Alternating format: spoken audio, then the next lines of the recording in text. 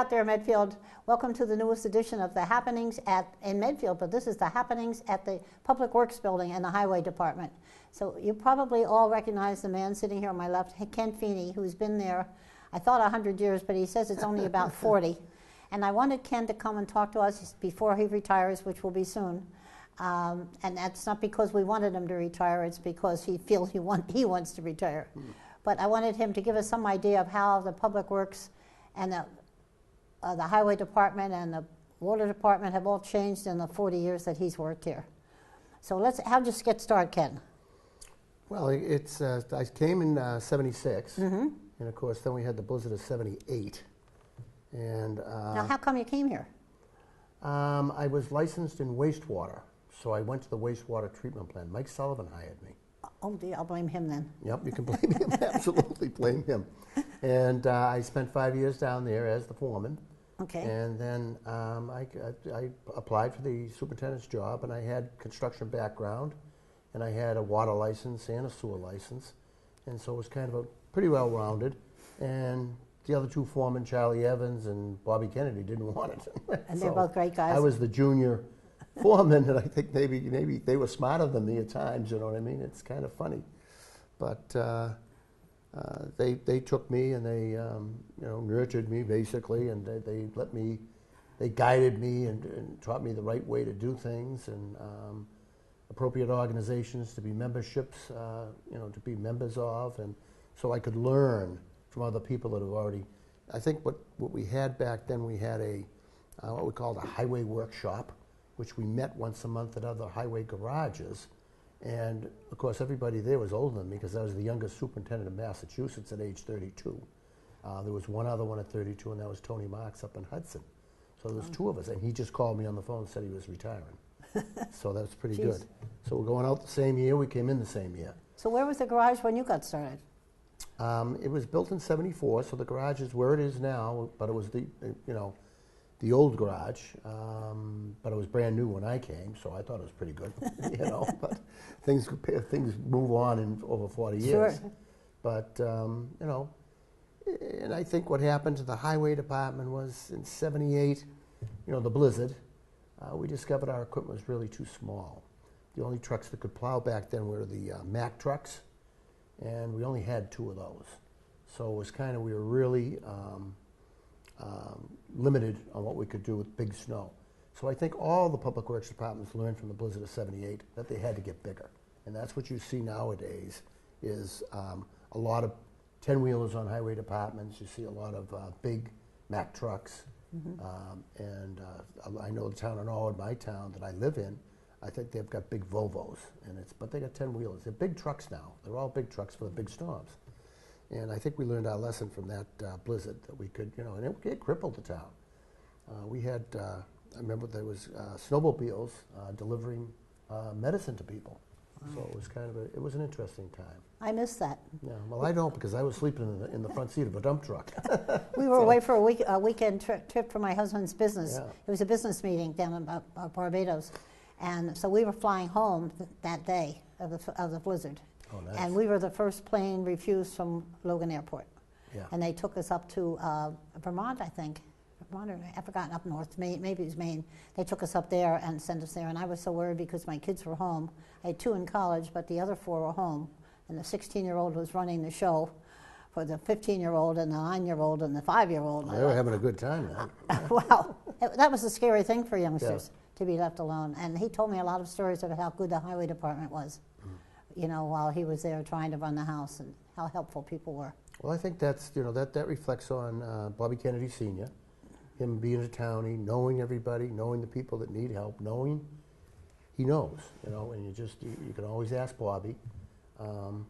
If I want something done next week, I don't ask Junior, I ask Senior, because he's got a wonderful mind, and he remembers everything. He's a great guy, too. Yeah, he's a great guy. And, there were people that had unfortunate, funerals and wakes and things like that during snowstorms, and they were having people come back to their houses, and we made sure we took care of that neighborhood real special for them. So he's a good connection. He's a townie, and I depended on him down through the years very heavily. I can see that. Yeah, and as I did with Junior now, I depend on him heavily. I depend on all my foremen very heavily, and without them, the job would be impossible. You know, it's just so we've got a good department. We've got a great department, good workers, all of them, and right down to the light equipment operators. We've had some change over the years. We do encourage them to get more licenses, because they can get a higher rate of pay. So that's why we don't park anything if somebody calls in sick. We don't have to park anything, because the next man up and just get in the truck and start driving. There you go. So it's, and they're all understand that because you're in the truck driving, it doesn't mean you don't get out and help. So I think that's the balance we have. They're all non-union, and they're all subject to drug testing, which is because of the CDL licenses and things like that, federal law. So we've got a good department. We've got a very young. It's a young. The next person coming in is going to inherit a great department. Really, really, it is. It's built up with these individuals, and they're hard workers. They're hard workers. I mean, Green Street last year, that was a nice project for a highway department. Project. I've had a number of superintendents come up to me and say, how can you do that? How can you maintain your road system and do construction projects too? I said, well, we've got a good department, that's all. And we try and plan one project a year or something to get done, and maintain this infrastructure, and keep the water department running, keep the sewer department going, and I always say I can poison you with the water, but I can bury you in the cemetery. Oh, wonderful. So don't cradle to grave. That's wonderful. Yeah. So it's a lot of responsibility, and if you don't like people, don't be a superintendent, because you're just going to have a lot of people contact. But you followed some very big shoes. Oh yeah, Billy McCarthy was a real mentor. Unfortunately, Billy never saw his retirement, which I haven't seen it yet either, because I'm not going to get paid until May 1st. So. Billy was very special. He's a special He was friend special. of mine. He was special to everybody. He was a good friend of everybody. Yeah. Another townie, in World War II, veteran pilot that got shot down during the war. And I know you know the story. And spent a couple of days in a raft in the Pacific Ocean. Yeah. Yeah, and so he was really good. He was a nice guy. He was down-to-earth, regular guy. And once in a while from California, I never met the gentleman. I wasn't here on the particular day when he came out from California, but his co-pilot, or whatever the other guy was, the gunner. And there was 3 men on the mission. 1 died, and the 2 survived. 2 made it, yeah. And it's kind of funny that he came out and he said the same thing. He said, Billy was an officer, but he was really worked well with the enlisted people, and he was just a regular guy, which everybody says. Yeah, it's the way I think of him. Yeah. I remember smoking. Oh, jeez. Because I was writing for the I newspaper. got smoking stories. Well, so do I. But Yeah. I was working for the newspaper, and we put the ashtray between us, because we'd both be sitting there at the desk in front of the selectmen, puffing away. That was bad. Yeah. Since then, I stopped. Yes. Yeah. I did. And I remember him showing me chain smoker at times. And I remember we were installing sewers in the streets back in '76 when I came. And I said, Kenny, he says, come over here and look at these plans. And he's got the cigarette going. And he falls out of the ashtray and he goes to get it, and it's over here and it's starting to burn the plans. And he just lights another one up. He said, I must have been done with that one. And he's going over here, the plans. I'm going, But you'll have to ask Mr. Sullivan about a cigarette smoking story that he has. I won't tell it. But, Okay, I'll ask him. You have to ask Mike 'Cause about I know a Billy couple. McCarthy smoking story. No, he was a gentleman. It's hard to follow somebody that's that good and that honest and that decent and that hardworking. Yeah. And I think you set a pretty good trail yourself. Yeah. He's, Who's going to follow you then? I really don't know. Like I said, they've had applications. The first batch they didn't like, and then the second batch they liked. So they're going to start interviewing. I'm here. I'm available, and I guess my title is retired superintendent, interim superintendent, or something like that. I don't know. Somebody made something up, so I don't know what it is. But it is funny. Everybody teases me about how's your retirement, and because I'm in the office every day. But it's just it's good. It's entertaining. Yeah, I know that I've reached the end, and I'm fine with that. And it's kind of funny. It's a good retirement system. The way the retirement system is set up, I'm losing money. You know what I mean, by working. Yeah, Because you probably are. Yeah, because you can get 80%. You can get, you know what I mean. And then there's no state taxes on your retirement, and you don't pay into the retirement system anymore. So there's another 7%. Yeah. So it adds up quick. Well, But I'm going to miss it. I'll miss it. I'll be bet you around. will. I'll be around. do you remember the old dump when we just threw the trash down the hill? Oh yeah, I do. Yeah, and I remember painting the cars once in a while too. Tell them about that. That's fun. Well, then the 955 bulldozer. If somebody threw paint away over the side, and a can of paint, the dozer would run it over and spray the car. And it wasn't the guy that threw the paint away. You know what I mean? So we had to send out to detail shop a couple. I'd say about 2 cars or 3 cars a year at the old dump. You know what I mean? It's kind of send them out and have them remove the paint and clean the car up. So do you remember the pygmy skull that was down there? The pygmy skull? Yeah, one of the ladies at town hall had been donated money to somebody that was working in the foreign area as a helper with Christian, trying to convert people to Christianity. Okay. And as a memento for her donations, the person brought her this little skull and told her to use it as a pen holder. And she put it on her desk, and she looked at it, and she told me later she could stand it about 3 days, and she couldn't really stand it anymore, so she threw it in the trash. So the trash came, and the trash was thrown over the land at the old landfill, thrown down the hill, and somebody saw the skull there at the base of the landfill. Maybe it was before you came. And so they had to search everything. They were looking for the rest of the body. They had no idea what was going on with his head just standing down there at the bottom of the trash. Amazing. Yeah, that's different. So I do remember about Mike Gorman working up there, and it was they had a collection of election buttons inside. People would throw them away. Oh, okay. And it was Kennedys. They were older than that. They were just a whole bunch of them. Trumans and all this stuff. And they had them on a corkboard. Mm-hmm. And I would say today that would be a very valuable collection. It probably would be. Of all those election buttons that they had, and because I don't even know if you see them anymore, but it got stolen. Somebody broke into the place and stole them. Oh my God! All of them, and got them all. So I really don't know what happened to them. We never solved the crime. Sure. So, but it's a shame because it was a large board that was covered with these election buttons. So it's kind of funny like that. Anyway. That's so much for the landfill. What workers do you remember the most? The different people in the different departments? Oh, God, bless them all. Any characters? Characters. We got characters. I can think of a few. Yeah, well, we were talking about Roy Owens earlier. He was great. Roy was a character, to say the least. He was retired. I think he was a highway foreman or something, retired. And I do have a story about them because they are characters anyway. It was kind of funny was Eddie Hinckley, Roy Owen, mm-hmm. They called in sick on the same day. Well, Eddie Hinckley went to the beach. He was a young kid, went to the beach.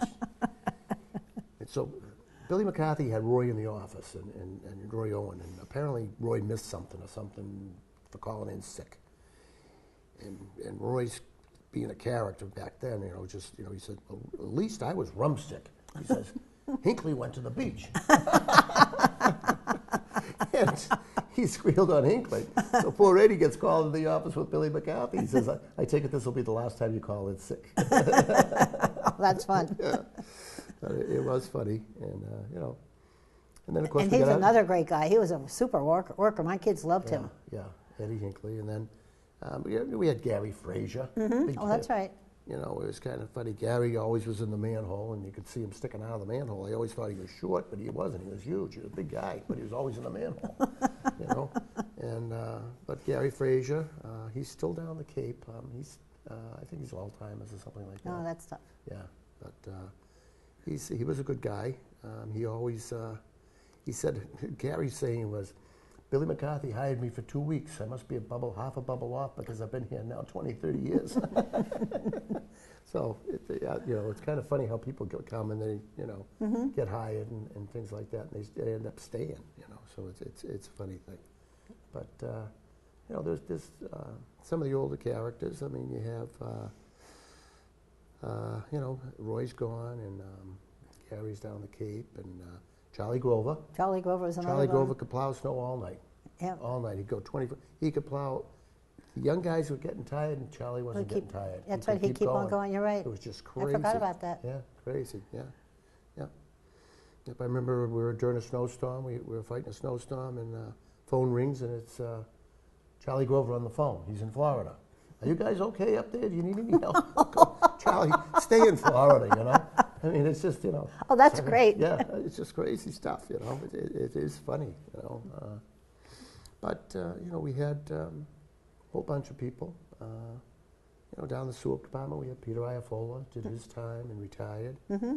And, you know, through the years, you know, we lost some good people, too. I mean, we lost, you know, when we weren't competitive, okay? We lost David Sloan to Maynard. We lost the Kelleher. I can't think of his first name, but he was a consultant. He was a very smart kid, the Kelleher. He was actually teaching at the University of Lowell. He taught me. You mean Harry Kelleher's kid? Harry Kelleher's yeah, I'm kid, trying to remember which Kelleher it was because he had 6 Brian, boys. Was it, no. He had 6 boys. Brian I'm Kelleher. trying to remember which one. It was Brian, I believe. Yeah, Brian Kelleher. And he taught me at the University of Lowell. He was actually a professor at the University Oh, my of Lowell. God. Yeah. And he taught me the wastewater courses up there. Oh, for Pete's sake, that's fun. So it was interesting. I wonder if Louise knows that. Huh? I wonder if his mother Louise knows that. Oh yeah, I'm sure she does. Yeah, because I think he was still living in Medfield at the time. Okay. So I can email her. He's still in contact. yeah, he's a consultant now out in California for wastewater treatment plants. So that's, I mean, he was destined for something bigger, you know. So, and then Tommy Costello, who was the first chief operator, my best friend. He was my best man at my wedding. Oh, really? Yeah. Okay. And Tommy moved out to Las Vegas. Unfortunately, he passed away about 3 years ago. So, but it's you know, it's just, we had some good characters back then. Nice people. You really did have some good ones, didn't you? Yeah, nice. And really did. Again, how things have changed. You know, we make a joke about, at least I was drunk, you know, rum sick. You know what I mean? And Eddie went to the beach, you know. Yeah. So Roy felt entitled that he was rum sick, you know. And times have changed on that now, 100%. Absolutely, absolutely. You can't have anything to do with anything, alcohol or anything like that, you know. So, you know, because we are tested. We're tested. And so the guys were aware of it. And it's a good group of guys. They used to have part-time help in the summertime, and 3 of my boys were part-timers at the highway department, and they loved it. Yep. They still talk about. They were good workers. And Eddie Hinckley remains one of their favorite people of all time from the highway department. He still does. Yep. They were good workers. All your boys were good workers. They enjoyed it. Yeah, they did. And Yeah, they learned a lot. Right up to the point where they turned the clock ahead at the highway garage one afternoon. My boy? Yeah. I can probably guess which boy it was. I think it was with the Gleason kid. Okay. Yeah, so anyway, what happened was that down the highway garage, and on Fridays, we used to play cards, and we actually would buy beer, because, you know, that's the way it was back then. Sure. And it wasn't much beer, because we were out of there by 4:30, so you were done in the job at 3:30, and we played cards until 4:30, and then go home.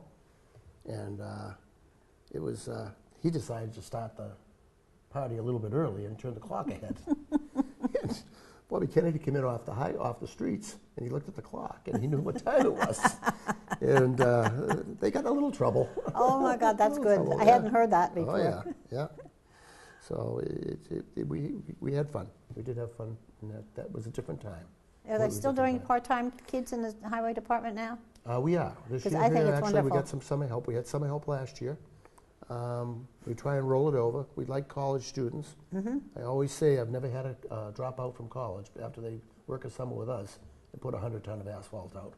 You know, I think they see, you know, we've never had a dropout. Yeah, my boys didn't drop out. No, but they all stay in school because they can see the light. It's No, better on the other side. But they liked what you guys were doing too, though, and they liked the men a lot. Well, I they think were very your guys, impressed with the men. You know, your boys were pretty physical kids. You know what I mean?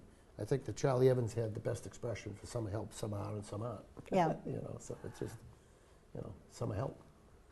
But it's a good job for a young person, I think. It's a good job. They can make some decent money. You know, they do, you know, work on the asphalt crew. They do different chores and things like that. But also, we can have them take a pickup truck and go to the islands and stuff like that with the garden club and work on those things like that. So it gives us a little more, versatility to free up our guys from, kind of menial tasks Yeah. and stuff like that, empty the rubbish, stuff like that. So it works out good. Works out good for us, And this year here, the warrant committee, which I have enjoyed great support from the warrant committees of the past, and Even when I was on it, huh? Well, that was a tough warrant committee, and let's hold it right there. You know how tough that was? I was chairman of the first 3 years of Proposition 2.5. Yeah, okay. It was tough. Remember we took out street lights? I know. Oh my God! Lights, yep. The complaints we got. Yep. Now they want to buy the street lights, but that's another story. It's going to be very different, yeah. That was you guys threw nickels around like manhole covers, That was a tough time. That was a tough. The budgeting was very tough. The departments were great. Yep. Unfortunately, I think that's 5 years after 76, so 80, 81, I was superintendent. So, but I remember Billy McCarthy talking to me about Prop 2.5. He said, "Boy, it's not good for us." It was tough. Yeah, it was tough for every department. Going to be a lot of things cut, and they were. Yeah, they were. Yeah, but I think we recovered over the years. I think if we could explain ourselves completely at a warrant committee meeting, I think that we had good years. I've always, said that if you ignore the streets for 3 years, you'll lose them. You know what I mean? So it's that tight of a schedule. We put out almost $1 million in asphalt last year in Chapter 90. Wow. And what did we succeed? What did we get done? Maybe 2 miles of road. So it's kind of like, we save our money, our Chapter 90 for the main roads, Route 27, 109, South Street, North Street, and we try and be frugal with it.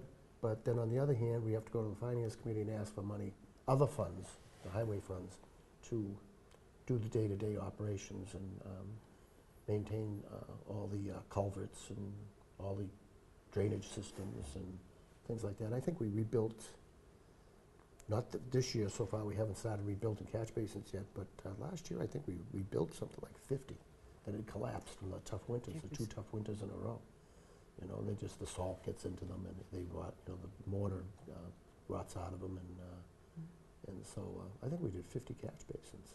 If you could look ahead 40 years, what do you expect different in the Public Works Department in 40 years? Well, 40 years, I think that it's going to be... 40 years from now. Yeah. I won't be here, so... I don't know. With all the computers and everything like that, I basically, with computers, I'm old school. I'll do email, and I don't trust them for anything else. I don't do any checking or any of that stuff on computers, but I'm sure the computer... these young kids that are coming in here now are so computer literate that it's just crazy. And every one of them. I mean, they got their iPhones and all this other stuff. No. So I think that it's still got to be, I think what the unpredictable side is probably the Department of Environmental Protection, mandates. They discover new things that aren't good for us in drinking water, and mandates that we're going to have to keep up with, treatment plants that we might have to build or redo. Yeah. Redo. That's a side. Highway Department, if they develop a better asphalt, great. But right now they're into rubberized, they're into, polymers, they're into a whole bunch of things. So people don't understand that it's not the same old asphalt. There's a lot. It has changed since I've come here. Okay. Since '76. So stone seals. People think that's the old way of doing things, but that's the way we can afford to upkeep 75 miles of road. Right. With the stone seals. That's a big difference in cost. But it's not the old cutback solutions that are hazardous waste. It's polymers. There's polymers. They're actually water-based. Yeah. So, and that's where we have to keep up with the system. But right now I think we got a real solid department. I think that's if anything. If I said I was leaving a legacy, I would say that would be it, a solid public works department, good employees, well-educated. We've got guys down there in the highway department with bachelor's degrees. Maybe a woman on the department someday? Come on. Well, it is, where women are really taking over is in the area of water, drinking water. Okay, I didn't know that. I remember going to Mass Waterworks meetings, there wasn't a woman in the building. And now it's 50-50. Oh. So they're taking over in water. So that'll move on then. And there's a lot of the other thing that they have is environmental engineering. There's a lot of females in environmental engineering, and But, you know, I think that, you know, one of the things that I would think, that, and we just went to a meeting and we were talking about the baby boomers, me, getting through. Well, there's a bunch of us getting through. You know, it's just, you can see it. And, you know, maybe your son or daughter, you know, really didn't do well in college, didn't like college, or maybe isn't going to go to college. Mm-hmm. Well, what we're forgetting is, you know, you're forgetting the trades, of course, first, electrical, carpentry, plumbing. Those guys are making a killing. I know. And, but in the water world, in the wastewater world, we're looking for help. We're going to be starving. We're going to be, you know, 5 years from now, I don't know if we're going to have enough people in the drinking water supply. Jeepers. So these things, if you're good at math, or pretty good at math, because it's going to be the same math problems over and over and over again in the drinking water world, these kids have to be, and they did have some pilot programs. They had a pilot program down in Connecticut where they actually taught a high school class drinking water. And the first year, they had one student pass the drinking water exam. Jeepers. The next year, they had the program, and it was only a 2-year program. It was some kind of a federal grant. And the next year, they had 6 pass. Mm-hmm. Those kids are getting out of high school. They got a ticket. Sure. They got a license. Right. So I think that, you know, that's an area. That's really interesting. You know, it's interesting. Public Works needs help. We need help. And it's all kinds of skill levels. I mean, you know, if you're not afraid of big things, go out and get a Class 2 license, driver's license. And Public Works is looking for those. Go out and get a hydraulic license, a front-end loader license. There's schools for these things. But we need the help. We're losing our help. And the baby boomers are going. And all these areas are going to be areas of demand in the future. It's Public Works. Yeah. These jobs are well paid now. Remember, I went back a long time ago when we lost all the help that we had. Well, the town of Medfield paid for all those licenses. I remember. But we weren't paying much money. So then what happened was I went to the warrant committee. I said, look, we got to pay more money. All we're doing is training people and sending them to other towns. You know, we're paying for their education. That hurt us. It You definitely know, did. and I think the public should understand that we pay. You know, if you get on the Public Works Department, we pay for these licenses. Mm-hmm. We pay for you to send your education, your school, because I have to, myself with 2 licenses, I have to get continuing education units. Yeah. Constantly, I have to get 10 a year to keep my license up. So we pay for it. Public Works is a good deal. They are no longer bad paying jobs. They are good paying jobs. And with overtime, if you want to work overtime, you can make a decent living, a real good living. Like what do you call a decent amount of pay for a year? Well, I'm thinking probably the middle wages right now is about $50,000. It's not bad. Not bad. I think it's higher than the average, nationwide anyway. But then you just kick in some overtime. And there you go. Yeah. There you go. And this is where they take off from there. But I've got guys that are at a base pay of $75,000. Higher positions, but a base pay of $75,000. So it's, it's an interesting field. It's something for people to look at. Absolutely, absolutely, especially and I was one of them. I got out of high school. I'm going to tell you right now, I got out of high school. I had no idea what I wanted to do. You know, other than Vietnam was there, and I knew the military was going to draft me, so I went in the Air Force. But I'm just saying, that was a different time. But I had no idea what I wanted to do. Yeah. Nothing. A lot of kids don't. No. I mean, I've been a plumber. I've been a laborer. You know what I mean? It's finally you catch your niche, and then that's where it goes. But it took a long time. Yeah. Yeah. Before I arrived in Medfield, I was 28 years old. Yeah. Now we all know how old you are. I'm not going to tell you. You already told us you've been here 40 years. Yeah. Even I can add that up. Yeah. I'm 39. But anyway, Like me. I think that's where the future is, and we need help. We need people in the public works area. I hope people out there are listening. Yeah, I think it's a hope they good are. thing, a good niche for kids that don't know what they want to do. And like I say, I didn't know what the heck I wanted. I didn't know what I wanted to do. So I think it's a good field for people. That's I great. think that's the future. And, And you've certainly been happy doing this, no question. oh, absolutely. It's a wonderful life. To tell you the truth, it's you get to meet so many people. Mm-hmm. You know, difference between the old days and the modern times. The old days, Roy Owens would come in the office, or somebody else would come in, Scratch Clark. Oh, They'd come yeah, in, I remember him. and they'd come in and they'd talk about how fishing was on the river. Because he loved That's when I that. first started, you know. And all the beavers, or they're trapping Yeah. something, or the otters, or, you know, they used to have the traps and all Mm-hmm. this other stuff. And a part of Medfield people never understood that these guys were out there, and you know, I think it's 45% of Medfield will never be developed. It's all open space. Well, look, we've owned a ton of it, bought Yeah. a lot of the land. You know, trustees of reservations and all that kind of stuff. All that beautiful land up there. Towns bought a lot. These guys took advantage of it. They were out there every day. They Yeah. enjoyed it. They all lived to good ages, healthy. They had healthy lives and relaxed. And I think that's what I liked about the old days. Now, people come in the office, they're a little bit stressed. You know, I think that there's pressure on them. You know, it's a different time. But when we do road construction projects, that also reminds me that people stay home now.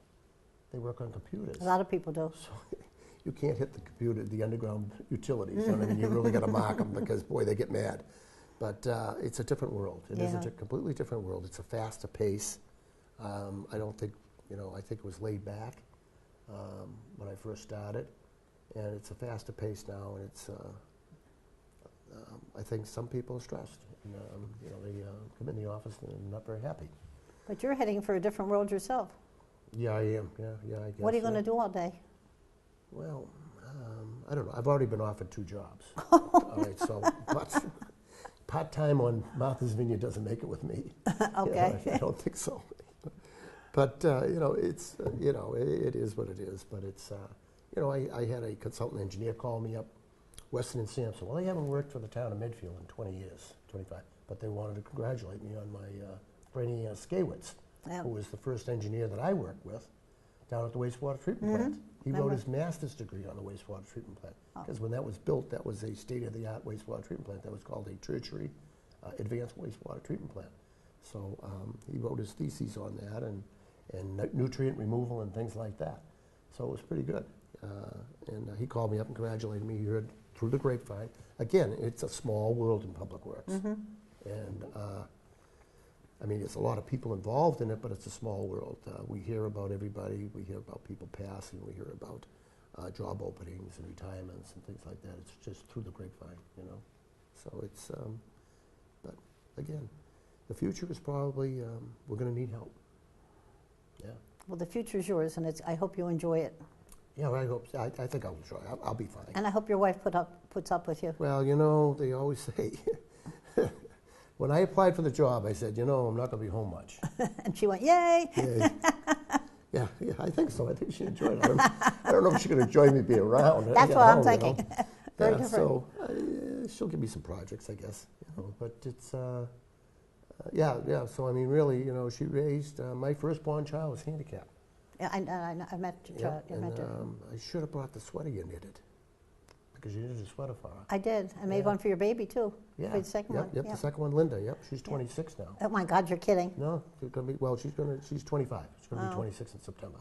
I remember making that one. Yep, made that sweater, and so. Well, we're on that anyway. This is what you gave me. I don't know how many years ago. What is it? You can't read it. I know you can't. It says transfer station. Does that ring any bells? Oh, my God almighty. I gave this to you? Yes, you did. Did I really? Yeah, I think it was for when I was touting for a booth down at the transfer station to check stickers, and I wanted to put a booth out there. Oh, my God. And you could have the police officer in the booth, or you could have, and it was going to have dark glass, so that people coming in didn't know whether he was in there or not. And it was a pretty fancy one. Actually, I got it from the Mass Turnpike Authority, and I was going to buy it for their price. Yep. And I got it by the Board of Selectmen, which you were sitting on. Needless to say, you were sitting on it for 30 years. So, I mean, you've been, you know, around long enough. But I think you probably gave it to me, I think that's 20 years ago. I'm thinking you made that. Did you take ceramic classes? No. Well, No, I somebody didn't put make it. transfer station on the front of that. I didn't make it. I wonder, yeah, I have to go back. So I'm thinking when I wanted that booth, and finally the finance committee turned it down, you know, the selectmen passed it, and the finance committee said no. Yep, not no money. So no money, and you handed me that, and I thought it was sarcasm because I didn't get my booth. But it says transfer station on there. Isn't? I wonder where I got it. Huh? 20-some years ago, you said. Yeah, I think so. Yeah. And that's been on my shelf at the in the office for that long. Well, now you have to keep it on your shelf at home. I know. And yeah. you can think I about mean, me. It's not a Hummel, so it's, you know, it's, we break it. I wonder where I found it. Huh? I wonder where I found it. Yeah, But I'm glad I did. yeah. It's kind of funny. Transfer station, maybe somebody wrote on the outside of it or something. I thought you might have taken a ceramics class. Now, I've taken a lot of stuff like that, but I never could do anything like that. Well, I know you can't see, so it's really not I can see, but not. It's really not that I can't read. talented. I can't read anymore, unfortunately, with my Yeah. bad eyes. But I thought that was cool to bring over from the That office. is cool. Yeah, yeah. Well, listen, Ken, thank you very much for sitting with us. Yeah, it's a lot I of fun. really appreciate It's always it. a lot of fun, and all the support you gave me over 30 years on the Board of Selectmen, all that service. I don't know how you did it. Well, you did all the service too. Well, did service, yeah. I only had 2 kids. You raised how many? 6. 6, yeah, so. Yep, and, you know, and it was a lot of fun. You always gave us great support. We always say the smart ones are the ones that leave the Public Works Department alone, you know. So, I thought the smart ones were the ones that left the Board of Selectmen. yeah. Well, you know. We have a new member coming on soon, so. Yeah, We'll see Mike how- Marcucci. Well, he's I saw him unopposed. Saturday. I was down the transfer station Saturday. He's unopposed, so He's out there with the signs, though. Yeah, that's what he told me. Because I think Michael was teasing him about the blanks, beating them. well, remember one year I almost lost to blanks. Blanks, yeah, well, there's nobody Remember, on I it. didn't think, I made some vote, I guess, that angered people, and there was some event at the Legion on a Saturday night, and a group got together and decided they'd do a write-in, and somebody went home and printed up address labels, and the Saturday night before the Monday election, and on Monday morning, I didn't know I was opposed, and Lauren Harrington called from the Dale Street School and said, I thought you weren't opposed this year, and I said, I am. She said, oh, no, you're not. There are people walking up and down the street holding signs for this other man. Oh, I remember that. And we had to have a recount, because I didn't know, I didn't have any campaign committee, I hadn't done any emails, hadn't done any mailings, hadn't done anything. I remember And these that. people had. I remember that, and that was, I think, It was very close. he had something to do with the schools, I think. Yeah, Probably. Yeah. I think There's it some was, vote they didn't like. Yeah, I remember that. I didn't like that at all. That was not a nice thing. Now, I don't mind people running against me, because most of the time I ran, somebody did oppose me, that's fine, but I didn't like that sneaky. No, that was a bad thing. That was a I don't bad thing. think Matter of it's fact, I think a appropriate. couple of years later, he moved out of town. I know he did. Yeah, I think he so- got a little negative input from people. Yeah. But you're going to get positive impact, so good luck to you. All right, thank you very And much. I really wish you good luck, Ken, I do. Hope you make it. Well, I hope I make it too. And I hope you stay married. Yeah. yeah. Well, I thank think- you for coming. I think it's a little late for that now.